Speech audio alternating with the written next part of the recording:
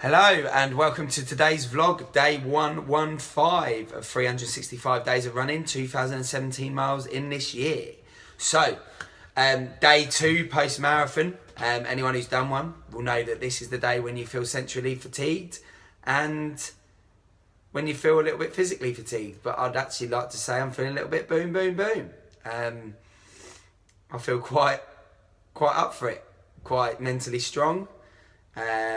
Physically all right. I'm sore, but I'm not too bad.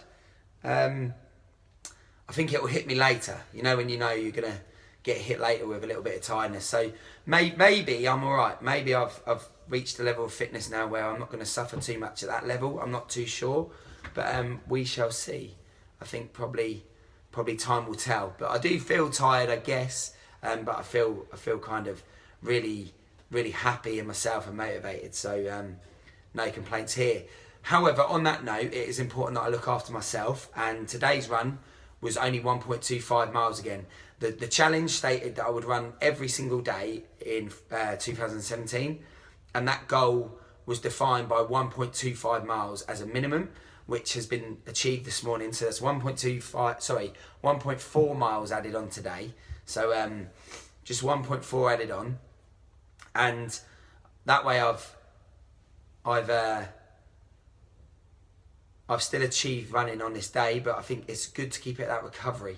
The recovery process is important, and it's important that I give myself time to recover following Sunday's event. So yeah. Oh, sorry, just got distracted then by a text. I better get on. It's time for me to leave. But what I would say is something that is on my mind today, and that is not letting things in one aspect of your life paralyze things that are good in the other part of your life. So, best example I can give you is if, let's say, a lot of people talk to me about their work-life balance. Let's say work is horrendous, and it can be. If work's horrendous for you, and you're feeling really low and really insecure from work, don't let that affect how you feel about things and people at home, because it's really not worth it, and you can really wind those people up. So don't do that. And that's something that I'm feeling really strongly about now. It's about being focused and understanding that I'm doing my best in every aspect of my life, and when something's really good, don't let one bad thing paralyze you. Don't let it bring you down. It's not worth it. Or don't let one aspect bring you down, because everything else is good.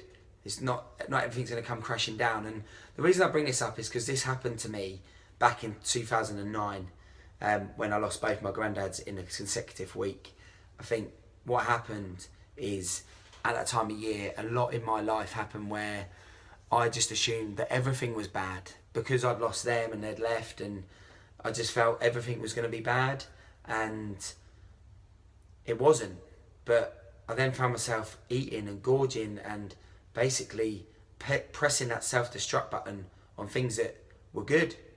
And that's something that I haven't seen for the last 7 years, 8 years. And when it does creep back in, it really frustrates me when it creeps back in, and to the point where I really hate it and I really want to get over it. And it is frustrating, but it will creep back in. But it's important to grab it and understand it as soon as possible. And I think I've done that in recent times over the last sort of 7 years. But don't let one bad thing allow you to press self-destruct on the things that are good, because there is lots that's good and there's lots to be happy about. And I'm absolutely buzzing. Started off with a great little bit of exercise this morning. Absolutely buzzing. So it's all about being euphoric and a bit of euphoria. So I'm really happy, and that is day 115. You have a great day, and I'll see you soon. Take care. Bye-bye.